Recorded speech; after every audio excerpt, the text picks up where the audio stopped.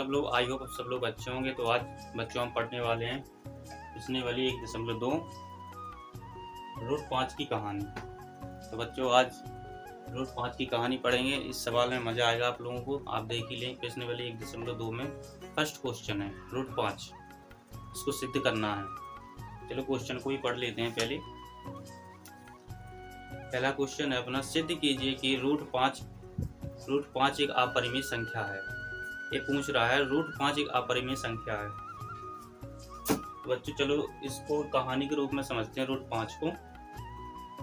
तो बच्चों बहुत समय पहले दो अच्छे दोस्त थे जिसका नाम था राजा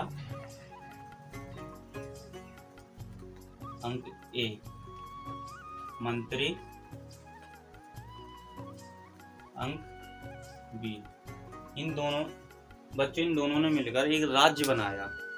इन दोनों ने कहा चलो अपन आपस में मिलकर एक राज्य बनाते हैं। तो इन दोनों ने मिलकर एक राज्य बनाया A/B। इन दोनों ने मिलकर एक राज्य बनाया A/B। तो राजा ने मंत्री से कहा हम दोनों आपस में एक नहीं हो सकते, मतलब हम दोनों आपस में एक दूसरे से कट नहीं सकते। तो किसी दिन एक ने पूछा क्या तुम दोनों मिलकर रूट 5 बन सकते हो?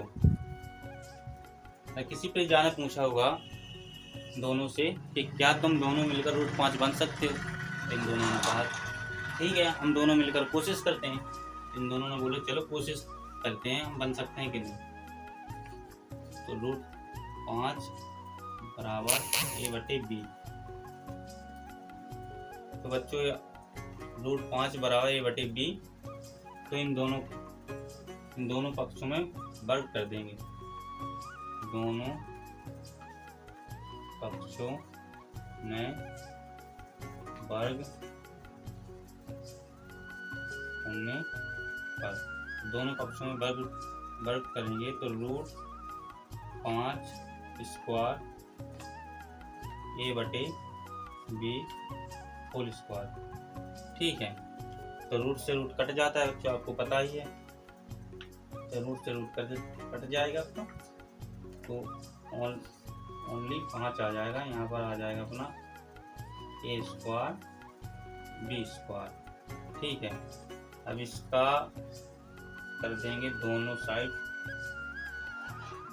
त्रियक गुणा कर देंगे। इसका इसमें कर देंगे, B का इसमें होगा, एक का इसमें होगा।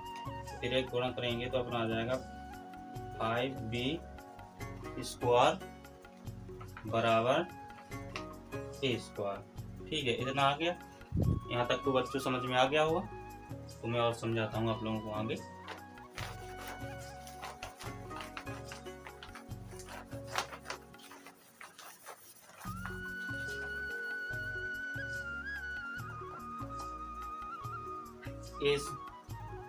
इंटू में 5 है तो ये यहाँ जाएगा। A² के नीचे तो बटे में हो जाए तो मतलब ये कट जाएगा, इसे कट रहा है। तो इसमें थोड़ी सी परिभाषा लिखेंगे। A²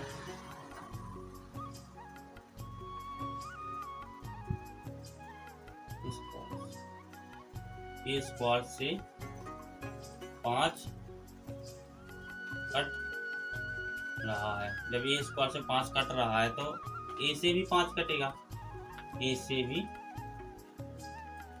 5 कटेगा।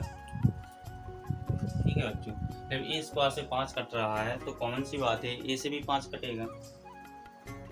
ठीक है, तो आगे चलते हैं। इसको दे देंगे समीकरण A। ठीक है, तो ऊपर लिख देता हूँ 5B² बराबर A² समीकरण A। ठीक, समीकरण A। तो बच्चों कुछ मान लेते हैं इसको, चलो आपको समझाता हूँ।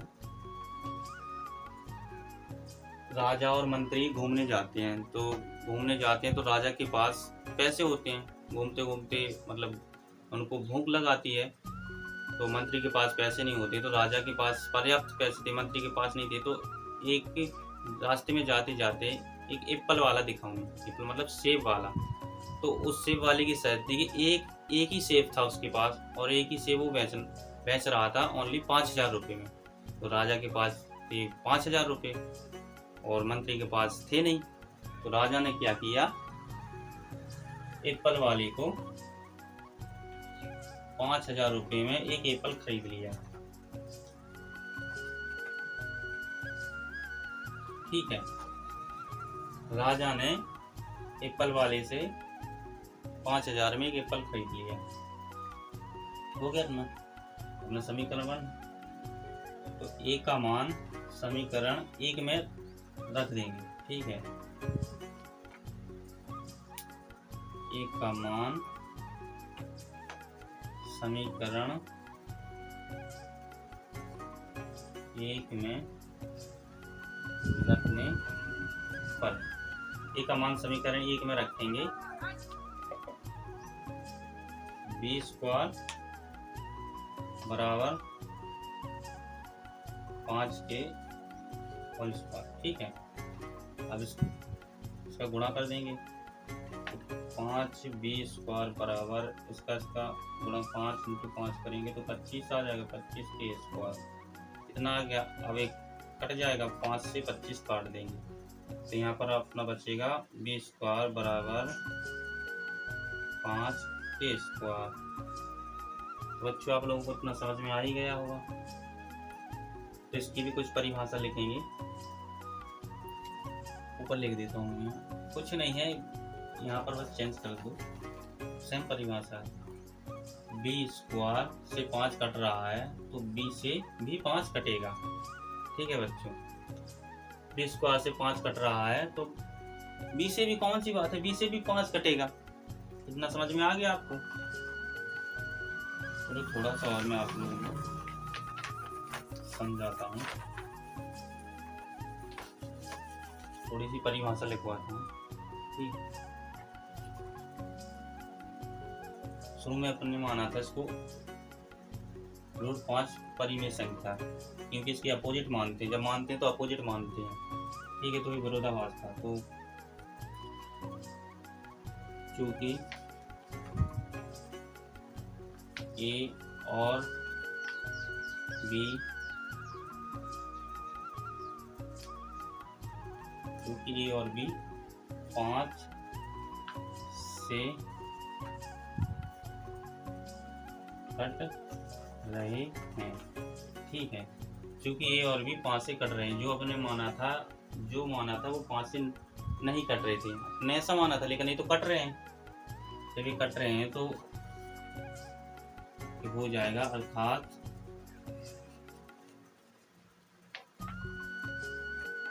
जो पहले माना था वह विरोधाभास था। ठीक, अतः यह सिद्ध होता है कि √5 एक परिमेय संख्या है। ये आपका आंसर हो जाएगा। बच्चों कुछ नहीं है, थोड़ी इसमें भाषा है और कुछ नहीं है, कैलकुलेशन तो थोड़ी सी है, सेम ही है। तो बच्चों ये √5 की ये कहानी थी, जो आप लोगों को मैं बता ही चुका हूँ रूट की कहानी क्या थी। आप लोगों को तो मज़ा तो आया होगा, थोड़ा बहुत सुनने में अच्छा भी लगा होगा। मैं सरल से सरल तरीके से आप लोगों को समझाने की कोशिश करता हूँ कि ताकि आप लोगों को कोई दिक्कत ना हो और समझ में आ जाए। अगर आप लोगों को कहीं भी डाउट लगता है, समझ में नहीं आता, आप बेझिझक होकर मुझे कमेंट कीजिए, मैं उस पर वीडियो बनाऊँगा, फुल वीडियो बनाऊँगा और आपको क्लियर कराऊँगा। क्योंकि मैं नहीं चाहता कि आप लोगों को कोई डाउट है आप मेरे से पूछने, क्योंकि गलतियाँ सबसे होती हैं। ठीक है, फुल ज्ञानी कोई नहीं बना है, अगर वो टीचर भी है तो फुल ज्ञानी नहीं है, हाईएस्ट टीचर भी है तो फुल ज्ञानी नहीं है। ठीक है, ज्ञान सबके पास सीमित रहता है, जिसका जितना दिमाग है उतना ही उसके पास ज्ञान रहता है। तो बच्चों आज के लिए इतना ही। अगर आप लोगों को मज़ा आया हो इस सवाल में, अगर हाँ बच्चों एक बात और मैं बता दूं आप लोगों को, अगर यहाँ पर रूट 3 होता, 4 होता, 2 होता, 7 होता, 8 होता, 12 होता, 10 होता, सेम ऐसे ही करना। अगर आपको कहीं पर भी सवाल मिल जाए रूट 3, ठीक है, अगर क्वेश्चन जैसे पेपर में सवाल आते हैं रूट 5 की जगह रूट 3 आ गया, आप तो बोलोगे अब ये 5 वाला रूट पढ़ा मैंने, 3 वाला तो पढ़ा नहीं। सेम कुछ नहीं करना, सेम इसी तरह लगाना है, इसी फॉर्मूले से, कुछ नहीं करना है। आपको फुल नंबर दिए जाएंगे इसके, कुछ नहीं है इसमें। रूट वाले सवाल ऐसे ही लगाने हैं आपको, और यहाँ से 100% एक क्वेश्चन आपका आएगा ही आएगा एग्जाम में। यहाँ से आता ही 4 नंबर में क्वेश्चन आता ही आता है। तो आप लोगों को इस प्रश्न वाली पर ज़्यादा ध्यान देना है।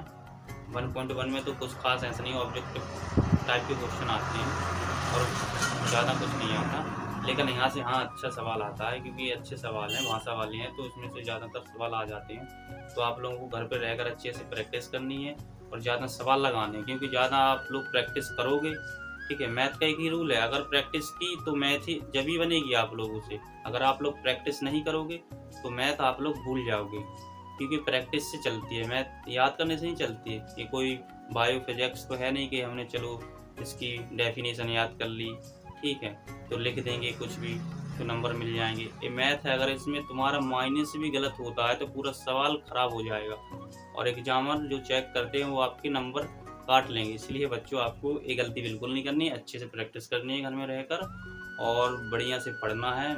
मेरी उम्मीद यही है कि आप लोग पढ़ें, अच्छा अपने माँ बाप का नाम रोशन करें, ताकि उन्हें गर्व हो गया हाँ हमारा बच्चा पढ़ रहा है। आप लोग देख ही सकते हैं जब लोग टॉप करते हैं तो उन्हें कितना सम्मान मिलता है। लोग बड़े बड़े लोग जाते हैं, पूछते हैं, उनको बधाई देते हैं, और बच्चे जो रहते हैं उनसे पूछते हैं आपने कैसे पढ़ा, क्या पढ़ा। तो मतलब आज के समय में उसी की वैल्यू है जो आगे तक बढ़ा है, ठीक है, उसकी नहीं है जो नीचे बैठा हुआ है। उसी को पूछा जाएगा जो एक चेयर पे बैठा है, उसको नहीं पूछा जाएगा जो एक धरती पर बैठा है, ठीक है। तो बच्चों आप लोग ध्यान से पढ़िए और अपने माँ बाप का नाम रोशन करिए, और मुझे भी सपोर्ट थोड़ा बहुत कर दीजिए। अगर वीडियो अच्छी लग रही हो तो लाइक कर दें, और उन बच्चों के साथ शेयर करें जो जिन्हें इन चीज़ों की सबसे ज़्यादा आवश्यकता है, जो नहीं कोचिंग जा पाते हैं, ठीक है, जो नहीं है उनके पास इतना पैसा कि कोचिंग जा सकें, क्योंकि कुछ घर ऐसे हैं जो दिन भर काम करते हैं और शाम को उनको 2 वक्त का खाना ही मिलता है। तो बच्चों मैं भी आप ही लोगों की तरह हूँ, तो बच्चों ज़्यादा से ज़्यादा मुझे सपोर्ट करें और ज़्यादा से ज़्यादा आप लोग मुझे प्यार दें। तो बच्चों मिलते हैं नेक्स्ट वीडियो में, और सब्सक्राइब करना ना भूलें और बेल आइकन को दबाना भी ना भूलें, ताकि आपको रोज़ मेरी वीडियो का नोटिफिकेशन मिलता रहे। तो बाय बाय दोस्तों।